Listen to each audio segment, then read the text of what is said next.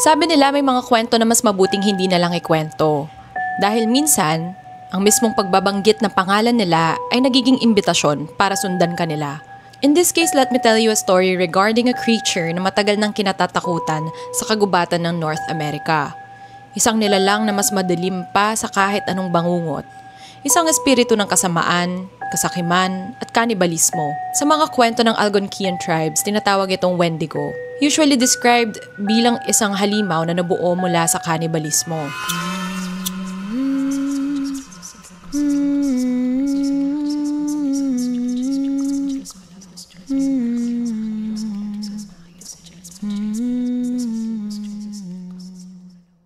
Kung meron kayong mga gustong i-share, pwede nyo i-post sa aking Facebook group. Ang link nasa TikTok bio. Kung wala kayong Facebook, pwede rin yung subreddit natin na Spooky Serye. Also, don't forget to like, subscribe, and tap the notification bell for more updates. Ang haba na ng intro natin, nakakaloka. Imagine a creature na sagad ang tangkad. At kahit gaano karaming laman ang kainin niya, kailanman ay hindi siya nabubusog. Isinumpa siya ng walang hanggang gutom para sa laman ng tao. Isa sa mga pinakakilalang kwento ng Wendigo ay galing sa isang Cree man na tinawag na Swift Runner noong 1878. Si Swift Runner ay kilala noon bilang isang mabuting asawa at mapagmahal na ama. Isa siyang hunter, sanay sa kagubatan, at pinaka-inaasahan ng kanyang pamilya para mag-survive sa gitna ng malamig sa Canada. Pero isang gabi ng 1878, nagbago ang lahat. Dinala niya ang kanyang asawa at 6 na anak papunta sa kagubatan para sa taglamig. As usual, dala ang mga gamit, pagkain at panghuli ng hayop. Pero hindi alam ng family niya, may kakaibang gutom na nagsimulang gumapang sa kanyang kaluluwa. Paglipas ng ilang buwan, bumalik si Swift Runner sa town nila na mag-isa lang. Payat, nanginginig at may mata na parang laging gising. Nagtaka ang mga tao sa bayan, nasaan ang pamilya mo? Pero sa halip na sagot, nanahimik lamang siya. Nang magsagawa ng investigasyon ng mga pulis, doon nila na-discover ang isa sa pinakakarumal-dumal na tanawin sa kasaysayan ng Canada. Sa bahay ni Swift Runner, nagkalat ang mga buto ng tao, basag, may bakas ng ngipin, mga kaldero na may natirang taba at laman ng tao.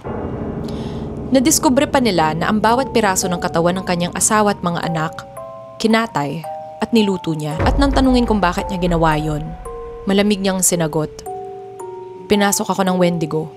Inutusan akong kumain ng laman ng tao." Isa pa sa kilalang case ng Wendigo encounters ay si Jack Fiddler, isang shaman ng Cree tribe sa Canada. Sinasabi ng kanyang mga tao na siya ay may kakaibang powers. Isa siyang manggagamot, isang leader ng tribo, at higit sa lahat, isang mandirigma laban sa Wendigo. For many years, si Jack Fiddler known bilang the Wendigo Killer. Sabi nila nakapatay siya ng hindi bababa sa 14 na Wendigo. Sa paningin ng kanyang tribo, siya ay bayani. Protektor laban sa kasamaan sa tribo na maaaring sumira sa lahat. Noong 1907, nahuli siya ng mga pulis matapos ma-discover na pinapatay niya ang mga member mismo ng kanyang tribo.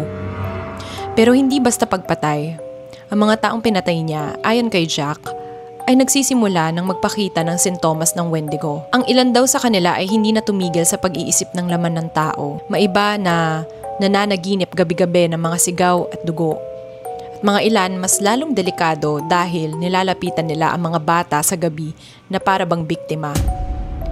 At sa paniniwala ni Jack, kapag nararamdaman niya na ang isang tao ay hawak na ng espiritu ng Wendigo, wala nang lunas.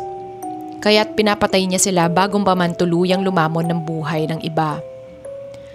Noong makulong si Jack, hindi na siya umabot sa paglilitis ng batas.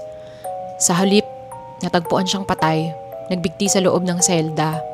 Hindi dahil sa takot ng pagkakakulong, kundi dahil alam niyang hahanapin siya ng Wendigo sa kanyang pagtanda. Ang mga kwento tungkol sa Wendigo ay palaging balot ng karumal-dumal na imahe na hindi madaling mawala sa isip. Sinasabi ng mga matatanda, may mga biktima raw na dinadala sa pinakamadilim na bahagi ng kagubatan, malayo sa mata ng tao, kung saan tanging mga puno lang ang saksi. Doon tinatali sila ng halimaw sa malamig na sanga, habang ang hangin ay umahampas na parang mga bulong ng kaluluwa. Doon pa lang ang simula ng trahedya dahil hindi agad pinapatay ng Wendigo ang kanyang biktima. Mas gusto niyang gawin ng dahan-dahan, bawat piraso, bawat sigaw, bawat patak ng dugo. Isipin mo ang kanyang mga kuko, mahahaba, matatalim, dumidikit sa balat at tumahati ng laman na para bang pinupunit ang papel. At habang buhay pa ang biktima, unti-unting kinakain ng Wendigo ang katawan nito. Hindi lang bilang isang halimaw na gutom, kundi bilang isang nilalang na may malaswang kasiyahan sa pagdurusa ng biktima. Kaya't binibigyang babala ng matatanda kapag pinasok ka ng Wendigo, hindi na ikaw ang may kontrol sa sarili mo. Ang halimaw na ang magdidictate ng bawat kilos mo, bawat kagat at bawat pagpatay. Kapag nangyari yon, walang makakapigil sa'yo, kahit sariling pamilya mo. At kung sakaling marinig mo sa kalagitnaan ng malamig at madilim na gabi ang mabigat na yabag mula sa kagubatan, huwag mong ipagkamali na baka hayop lang yon na naligaw, sapagkat baka ang nakatayo sa dilim at nakatitig sa iyo gamit ang kanyang pulang mga mata ang nilalang na may gutom na walang hanggan. Wala ka ng takas dahil Wendigo na ang nakasunod sa iyo. At doon na po nagtatapos ang ating kwento. Share ko lang, yung mga cannibalism na ganyan. Actually, it's my first time hearing about the Wendigo. Nakakatakot siya. Kasi, imagine, sinasapian niya ay mga tao mismo. And, inihikayat niya ang tao na kumain pa ng ibang tao.